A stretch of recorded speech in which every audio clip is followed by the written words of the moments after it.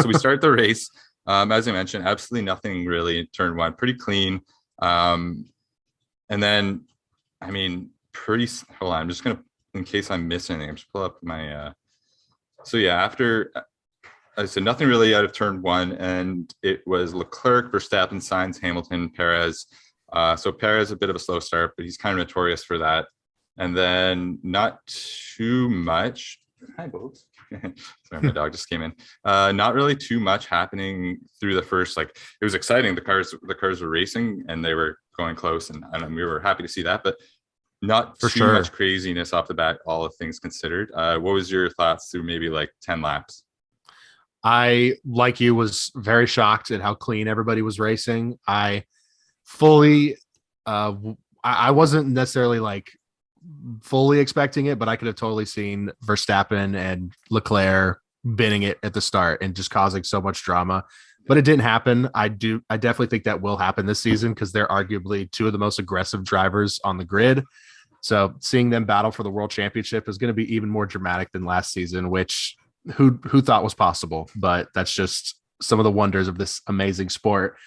My biggest initial reaction was how far down Bottas dropped. He dropped Mm, from P7 to like P14, something like that. He lost 7 or 8 places right at the start, which is unfortunately a little bit of a typical Bottas. He does seem to qualify extremely well, but struggle a little bit in the races. Not every time, but I mean, he does struggle with fighting. But, like we saw later, he ended up getting points, which was amazing. He drove brilliantly and he got a great result at the end of it. But seeing him drop at the start, I was just like, come on.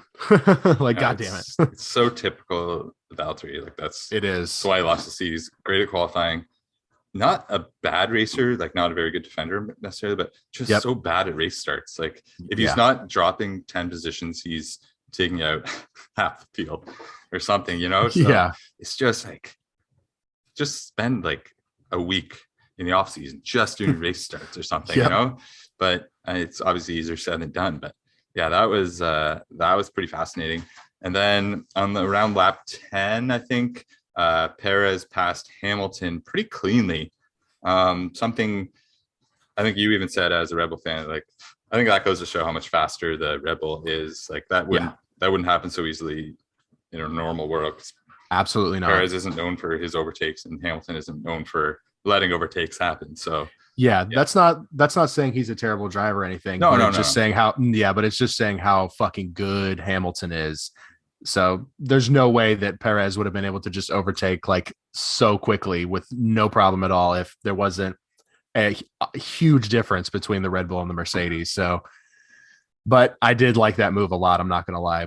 mm-hmm. Oh yeah, I think Just the a lot initial of battles, it was so intense. That was my first reaction, was just that this is going to be a great season. Like mm-hmm. I did note that in the because I watched the live feed on Reddit as well on the Okay, r/Formula 1, just because I also like reading people's reactions. yeah, And I think I read multiple comments within the first 10 laps. People were like, "Oh, great, another boring season with no overtakes," and I was like, "What the fuck are you talking about?" And like what are you then watching? yeah, then we got like some of the most amazing battles that Yes, like we've seen between Max and Charles. yes, Just that was next. yeah, I, I don't even there. That's probably better than any.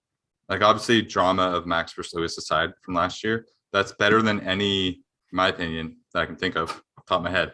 Any head-to-head on-track battle that we saw all of last season. Like yep, those were at least 2 laps. Those guys were just exchanging first, second, very clean. Max on the first turn, like just absolutely sending it. yes, And then he kind of balled at his tires a bit on the one, but unbelievable. Like I said, if they're going to do that every race, I mean, as good as we saw the cars are now at racing each other closely, like there's going to be some crashes. So, no, yeah, I mean, that's if you're Sainz or Perez or Hamilton, Russell, one of those guys, even if you are a little bit off the pace and you can't keep up with Max and Charles, which not many people would be able to, you're probably going to kind of luck into some wins if you just hang back and avoid those crashes because they're bound to yep. happen until it happens 2 or 3 times, and then team principals get involved, and we have another version of last year on our hands. So, Exactly.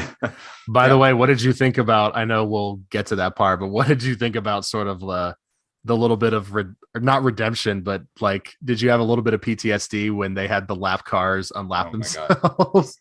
Even Crofty's reaction was like, "Oh my God, Yeah. like not this again." that was. He's like, I just got over this. Like, yeah, no, that was literally like with the night race too, and the like all the lights and it being kind of late in the race. That moment, I mean, even probably for you a little bit PTSD, not a bad way, but just like, oh no. Like, I mean, even Charles probably was just like, fuck, are we kidding me? But like, just, yeah, my heart kind of sank. And then he was explaining like, oh, here they go, letting the lapped cars pass. And oh, there's 6 lapped cars. Like, just, just stick on that knife in. Like, all right, can we just have a new season?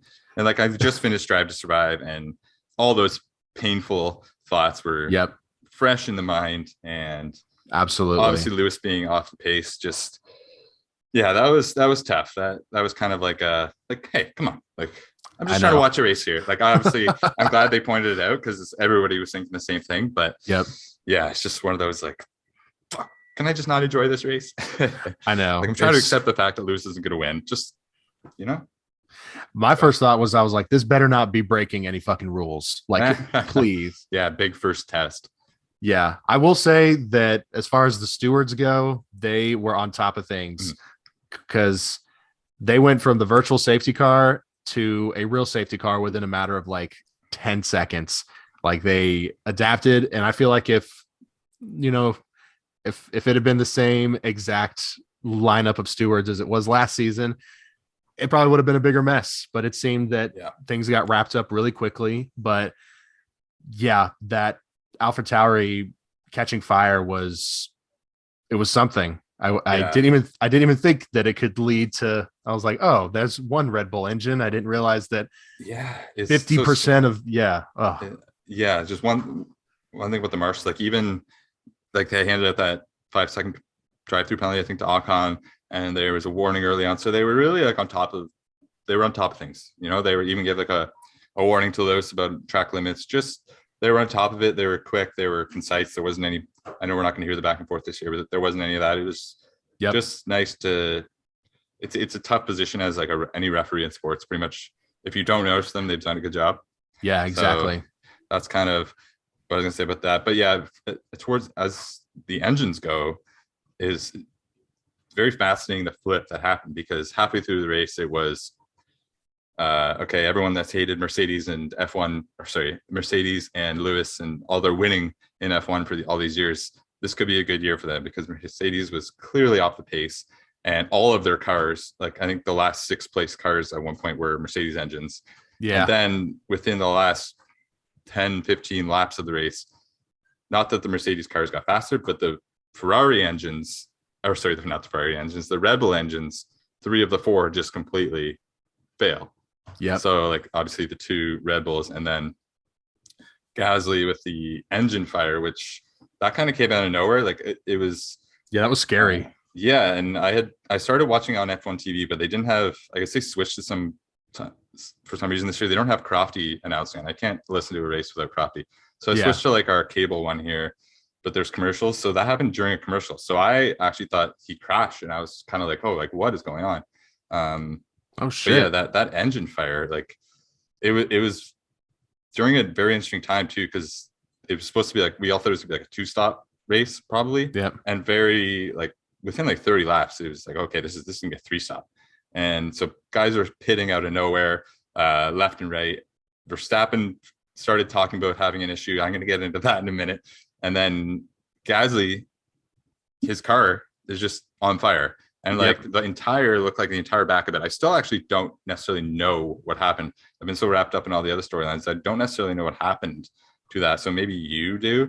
But yeah, that was a very, like, just going from Charles and Max going back and forth to Max starting to bitch and moan on his radio to the fire and the safety car and all the nostalgia of how last year ended. It was just like, wow, this is, as they would say on the Bronx, this is mega. It is. Like it's mega. It's mega. Well, sounds like MAGA, but hey, Uh, we're not going to go into that. no. But it is, of course, typical that the previous world champion comes into the first race bitching over the radio. Oh Like my God. it's traditions. Like so, there's just so much about this Grand Prix. It's just if you are a fan of F1 at all, it was just like an amazing ride. Like even as a Red Bull fan, it was an amazing time. Like incredible race.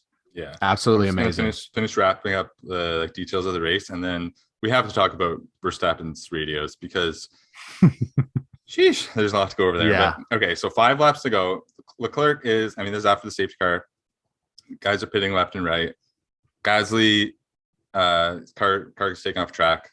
Everything looks good. Looks like we're gonna have. There's a chance that Verstappen could catch Leclerc, but it's not looking like it's likely. But still a great race. And then out of nowhere, Verstappen is more insistent that there is something wrong with this car. And it's sort of strange in hindsight that the engineers were kind of like, not really anything that we can detect, but keep going, like nothing we can really do about it. Yeah. So I was thinking, like, okay, maybe he's going to slow down a bit.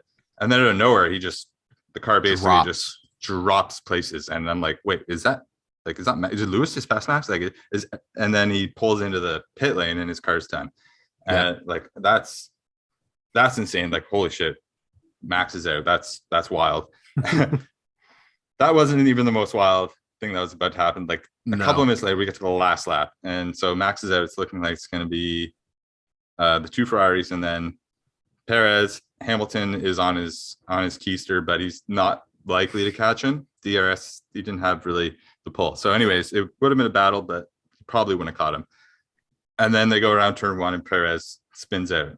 And I haven't seen the close replay, but live it was kind of like, oh, I'm surprised Lewis avoided that. I'm not saying he was like incredible to a basic maneuver or anything. I was just like, we usually, when that happens out of nowhere, you think the guy's going to crash into him, but no, yeah, incredible. And then that was that. Come around, Leclerc wins, Sainz second, Hamilton third. Wow. Yeah. I initially thought when Perez spun out, I was like, I just thought he binned it. I was like, up, he choked. He choked. He can't. Lap. I was like, he can't defend. But then it was like, oh no, his engine failed too, and it locked his back wheels up, and he couldn't even move. Like you said, it was definitely a good maneuver of Hamilton to completely avoid him because he was right on him. So could have been bad. Could have been even worse for Mercedes, or not even worse because they ended up with a great result. But I would say overall, not a great weekend, but great results. But it was just unbelievable, like disaster for Red Bull. And hearing the crowd, like you could just hear how loud the groans were from the crowd. It was insane. And it was just like so heartbreaking for both of those guys. Yeah, for me.